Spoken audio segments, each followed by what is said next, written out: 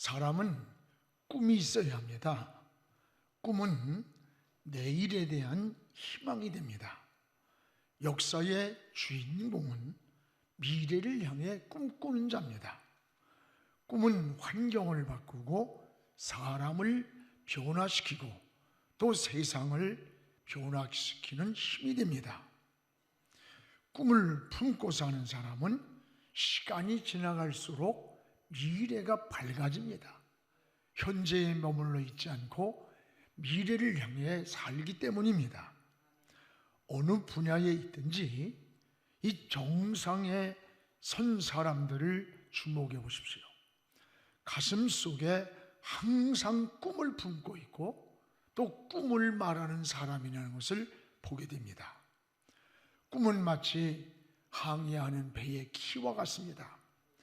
작은 키가 눈에 보이지 않도록 문에 잠겨 있지만 키가 없는 배를 상상해 보십시오.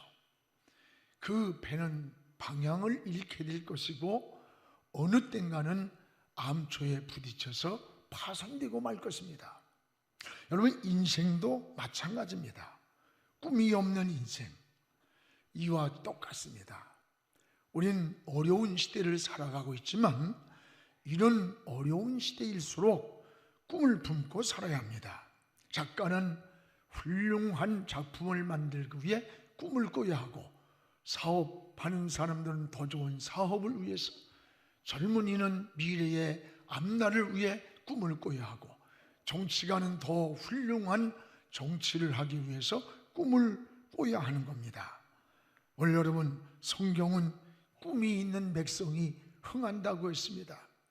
그래서 이런 말이 있습니다. 10대는 꿈을 꿔라, 20대는 그 꿈을 준비하라, 그리고 30대가 되면 그 꿈의 영향력을 발휘하는 자가 되라 라고 하는 말이 있습니다.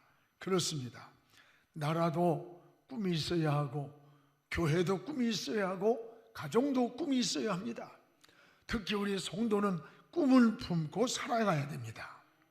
이스라엘의 12지파의 대표를 뽑아서 저 가나안 땅을 정탐을 시켰습니다. 그리고 백성들은 40년 광야에 고달픈 길을 걸어오면서도 저 가나안 땅에 들어간다는 그 꿈이 있었기 때문에 그 광야의 어려움과 고난과 시련을 인내하면서 기다리고 있었습니다. 그런데 12 정탐꾼 대표들이 와서 하는 보고가, 우리는 그 땅을 들어갈 수 없습니다. 그 땅을 지키는 아낙 자손들은 장대만 하고 그 성문은 우리가 허물어뜨릴 수가 없다고 할 때, 40년 동안 힘들었어도 꿈이 있기 때문에 인내하고 기다리고 바라보면서 달려왔는데 못 들어간다는 그 순간에, 꿈이 무너지는 그 시간, 꿈이 유산이 됐습니다. 절망에 빠지고 온 백성이 통곡을 하면서 우는 모습을 봅니다. 꿈을 잃었기 때문입니다. 여러분, 환자가 나는 살 수 없다라고 하는 희망을 잃는 순간 온몸의 면역 기능이 다 떨어진답니다. 그리고 급속도로 병이 악화가 된다는 거예요. 실패가 있어도 여러분, 꿈을 잃지 않아야 돼요. 가난해도 일어서는 꿈을 꿔야 하고, 내가 지금 병들었어도 하나님의 능력으로 나는 치료하고 일어나고 회복한다는 이 꿈이 있어야 되는 거예요. 꿈꾸는 자가 미래의 주인공이 되는 것입니다. 은혜 받으면 여러분 무엇보다도 이 꿈이 생기는 거예요. 사도행전 2장 17절에 보면 여기에 요엘을 통해서 하신 하나님 말씀 아닙니까? 하나님의 말씀하시기를, 말세에 내가 내 영을, 하나님의 영을 모든 육체에 부어준다. 그때에는 너희 자녀들은 예언할 것이요, 예언을 한다. 이 말은 이는 자녀들이 미래의 꿈을 갖고 하나님을 바라본다는 거예요. 두 번째는 뭐예요? 젊은이들은 환상을 본다. 환상을 본다는 말은 하나님의 영을 부어주실 때에 젊은이들이 내일의 비전을 가지고 꿈을 갖게 된다는 거예요. 그리고 늙은이는 꿈을 꾸리라. 성도는 죽음으로 끝나는 게 아닙니다. 영원한 천국의 소망으로 꿈을 꾸는 거예요. 그래서 성도는 늙어가는 것이 아니라 익어가는 거예요. 잘 익어 극상품이 되면 우리 주님의 손에 상품으로 주님 앞에 가는 거예요. 사랑하는 여러분, 우리의 꿈은 마치 생명이요 희망 같습니다. 그래서 꿈은 유정란이라고도 말해요. 유정란과 무정란의 차이가 뭔 줄 압니까? 유정란 속에는 생명이 들어있고 무정란 속에는 생명이 없는 거예요. 어미달기 21일을 품고 있으면 유정란 속에서는 병아리가 나오지만 무정란은 썩어버리는 거예요. 왜 그렇습니까? 생명이 있느냐 없느냐의 차이예요. 어미닭이 얼마나 품었느냐는 중요한 게 아니에요. 생명이 있으면 그 안에서 생명이 나오는 거예요. 바로 우리가 가진 꿈은 이 생명과 같은 거예요. 또한 꿈은 건물을 짓는 설계도와 같은 겁니다. 건물은 그 설계도에 의해서 지어지는 거예요. 사람은 무엇이 되기 전에 내가 무엇이 되겠다라고 하는 그러한 꿈이 있어야 돼요. 그런 그림, 그런 설계도가 그려져야 되는 거예요. 그래서 이스라엘 백성들이 저 바벨론의 포로에서 지쳐 희망이 없을 때 하나님께서는 이사야에게 이런 말씀을 줍니다. 이사야 43장 19절에 보면 보라 내가 새 일을 행하리라. 이제 나타낼 것이라. 보라 내가 새 일을 행하린다. 이제 나타낼 거다. 여러분 꿈을 줬던 거예요. 하나님은 우리에게 꿈을 주시는 분이에요. 그 꿈을 또 이루어 주시는 분이에요. 우리 사랑하는 성도 여러분, 우리의 신앙을 다시 한번 돌아보면 꿈은 내일에 대한 희망입니다. 꿈을 품고 사는 사람은 시간이 지나갈수록 이 희망이 생겨요. 반면에 꿈이 없는 사람은 시간이 흘러갈수록 삶이 자꾸 초조해지고 불안해지는 거예요. 여러분, 꿈을 소유한 사람은 현재에 머물러 있지 않고 미래를 향해 사는 거예요. 꿈은 내일에 이루는 게 아니야. 내일의 꿈은 오늘 준비하는 거예요. 여러분도 꿈을 품고 멀리 바라보는 믿음의 신앙이 되기를 주의 이름으로 축복을 합니다. 본문에 나오는 요셉이는 바로 꿈의 사람입니다. 많은 고난과 시련이 있었지만 훗날에 꿈대로 이루어졌습니다. 그리고 애굽의 총리가 되어서 환난과 기근이 다가왔을 때 자기의 형제들을 살리는 기회가 되었고 이스라엘의 민족을 회복하는 은혜를 누리게 되었습니다. 특히 우리 젊은이들이 꿈을 이루어가는 세대에 우리가 살고 있어요.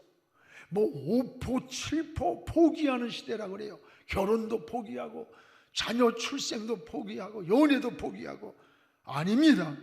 우리 그리스도인들은 어떤 환경에서도 꿈을 꿔야 돼요.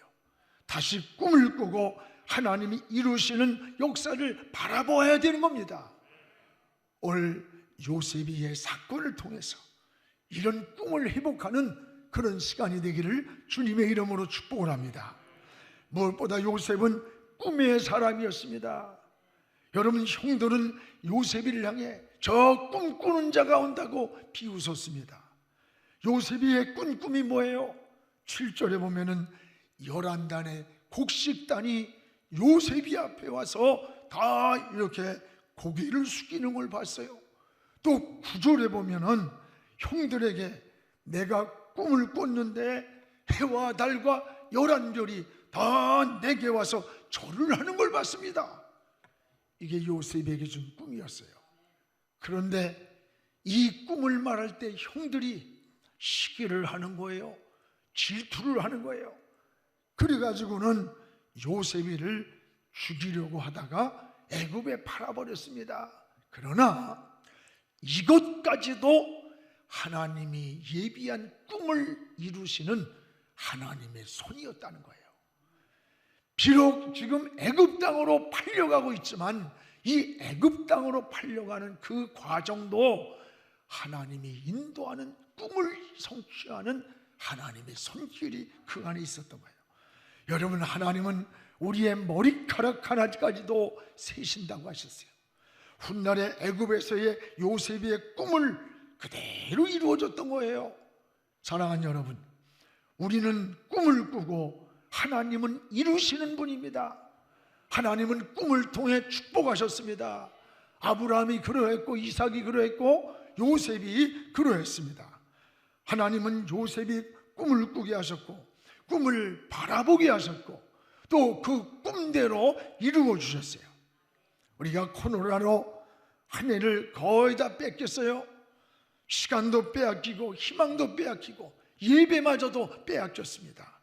그러나 꿈을 이뤄서는 안 됩니다. 어려운 시대일수록 우리가 꿈을 갖고 다시 일어나야 되는 거예요. 제가 부교육자 전도사 때였습니다. 저는 학생들에게, 젊은이들에게 막 미친 듯이 꿈을 강조했어요. 그리고 막 젊은이들에게, 학생들에게 꿈을 꿔야 된다고 막 미친 듯이 꿈을 말했어요. 꿈을 가진 자와 꿈이 없는 자는 앞으로 10년, 20년 후에 전혀 다른 모습일 것이다. 지금은 다 똑같은 학생이고 젊은 너희들 같지만 아니다. 여러분, 10년이 지나고 20년이 지난 후에는 당당히 나타날 수 있는 사람이 있는가 하면 스스로 자신의 모습이 너무 초라해서 피하는 사람도 될 수 있다. 그러므로 지금부터 꿈을 품고 목표를 정하고 살아야 한다고 막 미친 듯이 외쳤어요. 그때 애들이 요즘이나 그때나 듣습니까? 딴짓하고. 참, 이게 여러분 교육부 가르치는 교사 선생님들 여러분 잘 위로해 줘야 됩니다. 어느 날 눈물 흘리면서 막 부흥하는 것 같은데 그 다음 주에도 통통 비었어. 그래서 맡은 교육자들까지도 막 허우적거리면서 방황하게 만듭니다. 듣지를 않는 것 같았어요.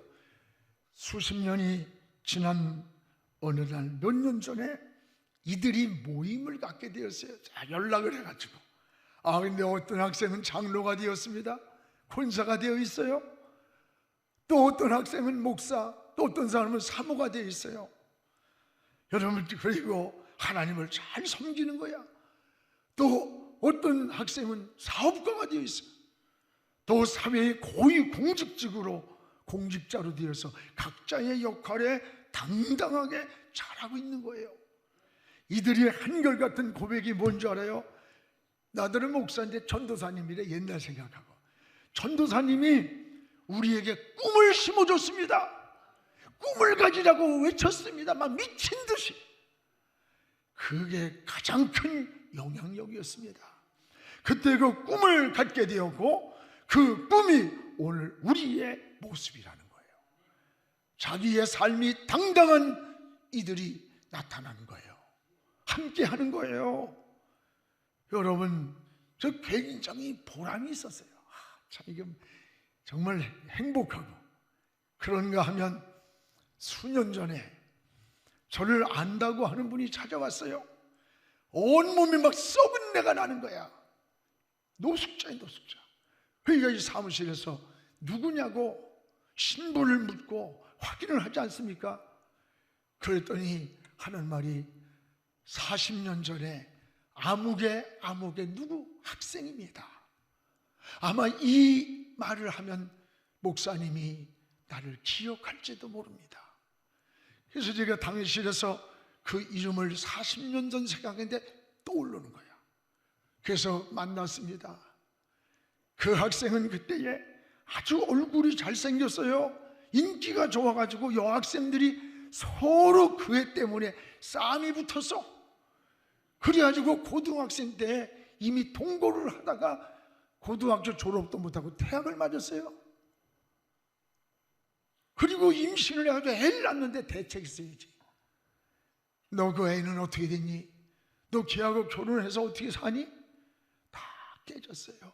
애는 외국으로 입양 보냈어요. 넌 지금 왜 이래? 나 노숙자예요. 여러분, 차이는 한 가지였어요. 꿈이 얼마나 중요한가를 저는 그때 느꼈어요. 10년, 20년 후에 꿈을 가지고 갔던 그들과 꿈이 없이 되는 대로 살았던 그 청년과의 차이는 하늘과 땅이에요. 오늘 여러분, 이것이 40년 전의 이야기가 아니에요.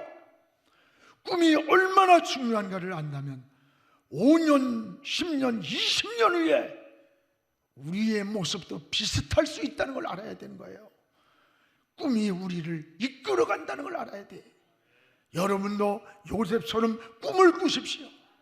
하나님이 이루시는 저 꿈을 바라보는 그런 신앙의 눈을 가지시기를 주님의 이름으로 축복을 합니다.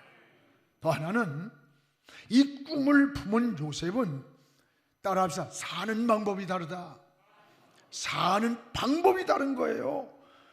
이 꿈 때문에 형들의 시기 질투로 애굽 땅에 팔려왔지만, 요셉이 애굽에 팔려와서도 하나님과 함께 했어요. 억울한 일을 당하고 감옥에 갇혀 있어도 그 감옥에서도 하나님과 함께 했어요. 하나님이 함께하는 삶. 여러분, 하나님이 주신 꿈은 품은 요셉은 다른 사람과 사는 방법이 달라. 여러분, 무엇 변함없이 어느 환경에 있든지 어느 조건 자리에 있든지 변함없이 하나님과 동행을 하는 거예요. 창세기 39장 2절 3절에 보세요.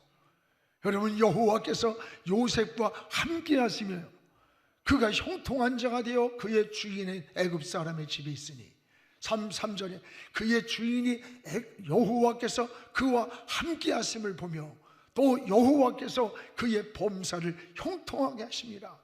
이 성경 안에 두 가지가 나와요. 여러분, 하나님이 함께 했다, 함께 하신다, 두 번이 나와요. 그리고 요셉의 길이 형통했다는 말이 두 번이 나와요. 우리는 어느 곳에서 무엇을 하느냐보다 더 중요한 것은 여러분이 어느 환경에 있든지 하나님과 함께 걸어가야 합니다. 동행해야 됩니다. 비록 요셉이는 형들의 시기로 애굽 땅에 팔려와서 있을지라도 변함없이 하나님과 동행했습니다. 하나님은 이 사람과 형통한 길을 주셨고, 이것이 진정한 믿음임을 보여주는 거예요. 사랑하는 여러분, 여러분은 지금 누구와 동행합니까? 환경을 원망하고 조건을 원망하고 방황하고 있지는 않습니까? 요셉은 억울하고 절망적인 그런 환경이었지만 변함없이 하나님과 동행을 했습니다. 하나님은 이런 요셉의 삶을 형통하게 하나님이 축복해 줬던 거예요. 또 하나는, 요셉은 하나님과 사람 앞에 인정을 받았어요. 오늘 5절에 보세요. 5절에 먼저 하나님께 인정받는 걸 보게 돼요. 그가 요셉에게 자기의 집과 그의 모든 소유물을 주관하게 한 때부터 여호와께서 요셉을 위하여 그 애굽 사람의 집에 복을 내리심으로 여호와의 복이 그 집과 밭에 모든 소유에 미친지라. 오늘 요셉이가 하나님과 함께하며 인정받을 때 하나님께서 요셉이가 머물고 있는 애굽 사람의 집에까지 복을 줬어요. 애굽 사람에게 복을 주기 위해서가 아니라 요셉이를 위하여 그 집에 복을 준 거예요. 요셉이 까닭에 애굽 사람이 복을 받았다는 겁니다. 여러분 까닭에 여러분이 머물고 있는 직장이, 사업장이 복을 받아야 합니다. 하나님은 아브라함을 축복할 때 너로 인하여 복의 근원을 이루리라고 했습니다. 또 하나는 여기 6절에 보면 요셉은 사람에게도 인정받았어요. 6절에 주인은 요셉을 인정했습니다. 그리고 모든 소유를 요셉의 손에 다 위탁을 했다 그랬어요. 다 위탁, 맡겼다는 거예요. 어디서나 인정을 받았다는 거예요. 여러분, 신앙과 행동이 따로 움직이는 거 아닙니다. 여러분, 어디서나 우리가 진실하고 정직한 마음, 정직한 사람, 진실한 사람을 그리스도인들은 이걸 인정받아야 돼요. 어떤 권사님이 시골에서 매일 새벽 기도를 안 빠지고 새벽 기도를 가는 거야. 그리고 새벽 기도를 갔다 오다가 남의 밭에 가서 고추를 따고 호박을 따가지고 찌개를 끓여 먹으면서 하나님 오늘도 일용한 양식을 주심을 감사합니다. 오늘 여러분, 이게 신앙입니까? 도둑이에요, 도둑! 오늘 우리의 신앙생활이 이런 모습이라는 거, 이중적이고 교회에서는 거룩한 척하면서 가정에 가서는 목사, 장로, 집사 할 것 없이 같이 주먹이 오가고 싸우고, 그 안에서 아이들이 어떻게 좋은 신앙으로 자랄 수 있겠어요? 여러분이 회개해야 됩니다. 신앙과 행동이 따로 움직이는 게 아니에요. 오늘 우리는 어디서나 신실하고 정직함이 하나님 앞에만이 아니에요. 하나님만 알아주면 되지 아닙니다. 사람에게도 인정받아야 되는 겁니다. 또한 여러분, 요셉은 깨끗하게 산 사람이에요. 깨끗하게. 9절에 유혹이 올 때 유혹을 거절했어요. 유혹이 올 때 먼저 하나님을 생각했어요. 내가 어찌 하나님 앞에서 죄를 짓겠습니까? 하나님을 생각했어요. 또 10절에 보면 그 유혹의 자리를 떠났어요. 함께 있지도 않았다. 유혹이 누구에게나 찾아오는 거예요. 마귀의 유혹도 있고, 사람의 유혹도 있고, 환경의 유혹도 있고, 이성의 유혹도 있고, 물질의 유혹도 있는 거예요. 루터도 머리 위로 새가 날아가는 것은 우리가 어쩔 수 없는 거예요. 그러나 그 새가 내 머리에 앉아서 둥지를 틀지 못하게 쫓아야 된다는 거예요. 그렇습니다. 오늘 여러분, 우리도 깨끗하게 살기를 기도해야 돼요. 여러분, 금그릇, 은그릇, 나무, 질그릇이 있을지라도, 비록 나무와 질그릇같이 우리가 재능이나 뛰어나지 못할지라도 그 그릇이 깨끗한 것을 주인은 원하고 사용한다는 거예요. 그렇습니다. 하나님은 깨끗한 사람을 찾는 거예요. 여러분, 하나님은 깨끗하지 않으면, 더러우면 나라도 버리고 사람도 버리는 거예요.